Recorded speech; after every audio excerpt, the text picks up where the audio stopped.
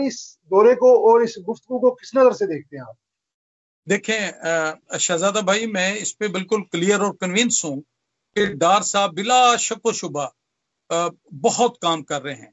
उन्होंने as finance minister जैसे काम किया, एज फॉरेन मिनिस्टर आप यकीन जानिए उन्होंने रात दिन, आप देखें ये गजा के मामले पे, फलस्तीन के मामले पे भी अभी जितनी भी कॉन्फ्रेंसेस हुई हैं यूनाइटेड नेशन के अंदर, सबसे अलहदा से पाकिस्तान की बड़ी मजबूत और स्ट्रॉन्ग आवाज आज वहां पे गूंजी है। और जिस तरह इन्होंने रात दिन काम किया है, मैं तो सबसे पहले तो डार साहब को कहना चाहता हूं कि उर्फी तू मेन देश से गौगा रकीबा आवाज सगा कम न कुनत रिस्के गदारा।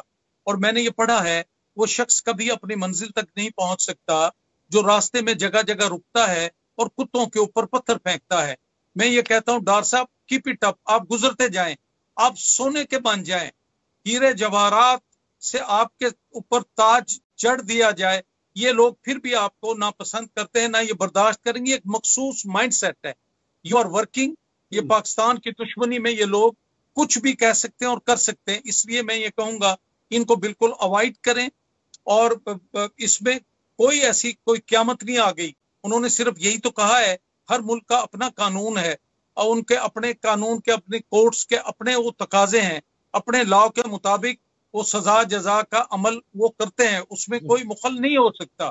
यही बात की उस पर तूफान खड़ा कर दिया और ये भूल गए कि उन्होंने जिस तरह इंडो पाक की जो जंग हुई हमारे ऊपर, पूरी एक आलमी काफराना निजाम ने जैसे यलगार की और जिस तरह हमने वो जंग जीती है, इस मौके पे मैं डार साहब को सलूट पेश करता हूं और फील्ड मार्शल को मैं सलूट पेश करना चाहता हूं, जनाब आसिम मुनीर साहब को, और chief of air staff Zaheer Babar को मैं सलूट पेश करता हूं कि जिस तरह उन्होंने आज पाकिस्तान दुनिया के अंदर एक चमकते हुए सितारे की तरह है।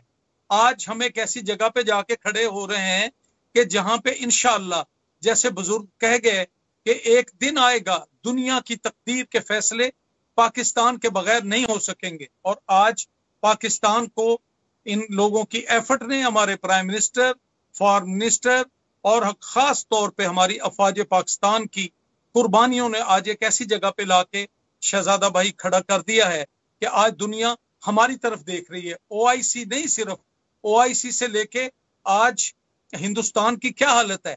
और आज हमारे फील्ड मार्शल साहब को जिस तरह प्रेसिडेंट ट्रंप बुलाते हैं, उनसे बात करते हैं, उनको इज्जत देते हैं, ये पाकिस्तान की इज्जत नहीं है। ये लोग अगर डार साहब ने कोई बात उनको ऐसी कर दी उनके निजाम इंसाफ के बारे में, ये नहीं देखते कि पाकिस्तान में प्राइम मिनिस्टर ऑफ पाकिस्तान ने पूरी इस पे आफिया सिद्दीकी की बहन से मिले, फिर एक कमेटी तश्कील दी गई है जो इस पे काम करे, उससे पहले से ये लोग काम कर रहे हैं। और डार साहब तो एक ऐसे मजहबी और मोहब्बत और प्यार करने वाले, बुजुर्गान दीन को मानने वाले एक ऐसे शख्स हैं, और मेरा और उनका यही एक रूह का ताल्लुक है कि वो बड़े खुश अकीदा इंसान है। और जिस तरह वो काम कर रहे हैं पाकिस्तान के लिए, आज एक मुल्क में है, दूसरी दफा पता लगता है वो अमेरिका लैंड कर गए हैं, और अमेरिका से पता लगता है वो अगले किसी मुल्क में चले गए। ना कोई चैन है, ना अपनी नींद को, ना आराम, कुछ नहीं देख रहे। उनके नजदीक आज सबसे पहली प्रायोरिटी पे पाकिस्तान है, पाकिस्तान। और ये लोग जो ऐसे इधर उधर की बात कर रहे हैं, डार साहब कीप इट अप, आप अपना काम करते रहें। इंशाल्लाह आप देखेंगे कि पाकिस्तान आप लोगों की, प्राइम मिनिस्टर की और खास तौर पे फील्ड मार्शल साहब की क़यादत में जैसे आज आगे बढ़ रहा है, आगे जा रहा है। आप देखना दुनिया के फैसले आपसे पूछ के होंगे इंशाल्लाह। पाकिस्तान फैसला किरदार